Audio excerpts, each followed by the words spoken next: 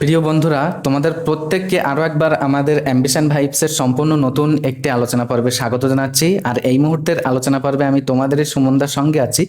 তো আজকে তোমরা দেখছো, বিশেষ করে আমাদের অ্যাম্বিশন ভাইবসে কিন্তু সম্পূর্ণ ভিন্ন লেভেলের একটা টপিকের ভিডিও আর কি। এই টপিকটা যে আমি বেছে নিয়েছি এটাও কিন্তু তোমাদেরই কোয়েরিজের উপর ভিত্তি করেই, কারণ তোমাদের মধ্যে অনেকেই কিন্তু এরকম ভাবছো যে তোমরা ইউটিউবের মধ্যে আর কি নিজস্ব একটা জগৎ তৈরি করবে। তো তাদের জন্য আমি মনে করি যে আজকের এই আলোচনা পর্বটি অত্যন্ত গুরুত্বপূর্ণ।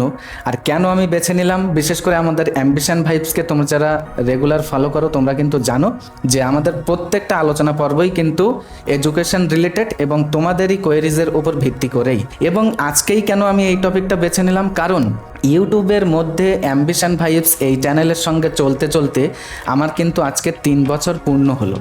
তো এই যে বিগত 3 বছরে আমি কি কি শিখলাম, বিশেষ করে ফ্রম 0 to 100 সাবস্ক্রাইবার্স কিভাবে আমি গেইন করেছিলাম।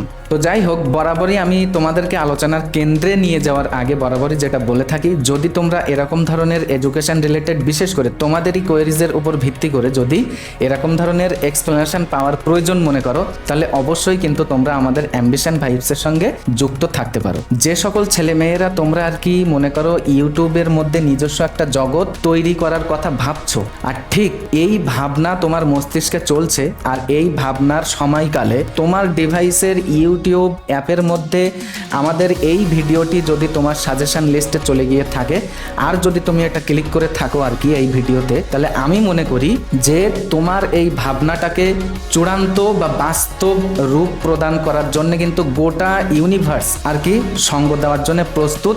তাই এই ভিডিওটি তোমার মস্তিষ্কের ভাবনার সঙ্গে কানেক্টেড হয়ে তোমার ডিভাইসে কিন্তু শো হচ্ছে। এখন নেক্সট পদক্ষেপটা তুমি কিভাবে নেবে, মানে তোমার ভাবনাকে চূড়ান্ত রূপ প্রদান করার জন্যে তুমি ইউনিভার্সের এই সহযোগিতা বা এই সঙ্গ কিভাবে অ্যাকসেপ্ট করবে এবং পরবর্তীতে তুমি কিভাবে তোমার পদক্ষেপ গ্রহণ করবে, এটা কিন্তু আমি সম্পূর্ণ তোমার উপর ছেড়ে দিয়েছি। এখানে আমি কিন্তু লিখেছি যে কনসিস্টেন্সি ইজ দ্য কি।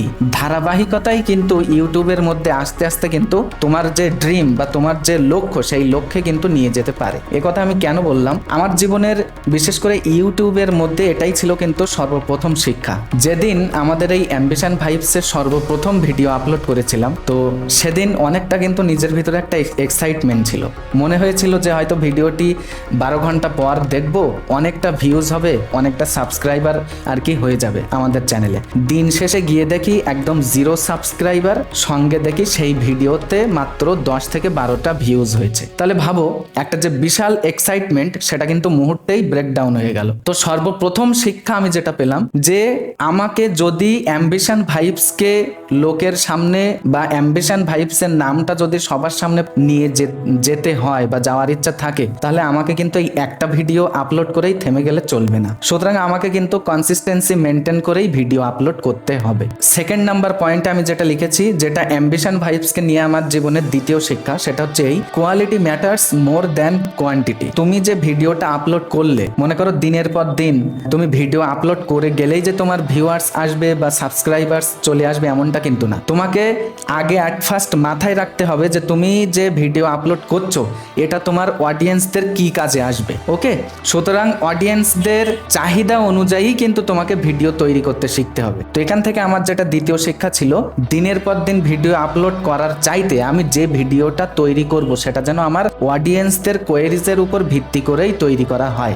দ্বিতীয়ত, একটা ভিডিওর টাইটেল তৈরি করা এবং সেই ভিডিওর টাইটেল অনুযায়ী বা সাবজেক্ট অনুযায়ী তার যে একটা থাম্বনেইল, তো সেই থাম্বনেইলটা সুন্দরভাবে তৈরি করা। তৃতীয়ত থাকছে ভয়েস রেকর্ডিং।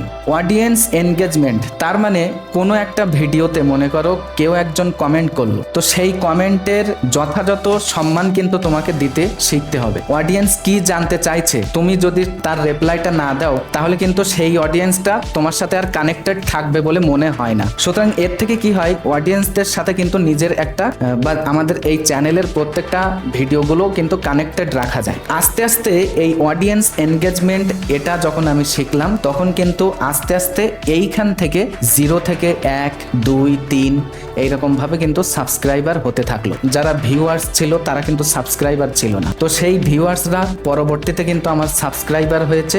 পরবর্তীতে এই সাবস্ক্রাইবার্স যারা, তারা কিন্তু আমাদের অ্যাম্বিশন ভাইবসের সাপোর্টার হয়েছে। তো এইটা তোমাকে মাথায় রাখতে হবে যে ভিউয়ার্স তাদেরকে তুমি সাবস্ক্রাইবারে পরিণত করবে এবং দেখবে তোমার সাবস্ক্রাইবার্সরা তোমার সাপোর্টারে পরিণত হয়ে যাবে। তোমার নিজের উপর আত্মবিশ্বাস, এটাই কিন্তু সর্বশেষ কথা। প্রত্যেক দিনই কিন্তু সেলফ কনফিডেন্সের সাথে তোমার ভিডিওতে চাই ভিউজ হোক বা না হোক, তোমার ভিডিও কেউ দেখুক বা না দেখুক, তোমাকে নিজের উপর আত্মবিশ্বাস রেখে তুমি কোন সাবজেক্টের উপরে অডিয়েন্সদের জানাতে চাচ্ছ সেই রিলেটেড টপিকের উপরে কিন্তু ভিডিও কিন্তু 1 by 1 পাবলিশ করেই যেতে হবে।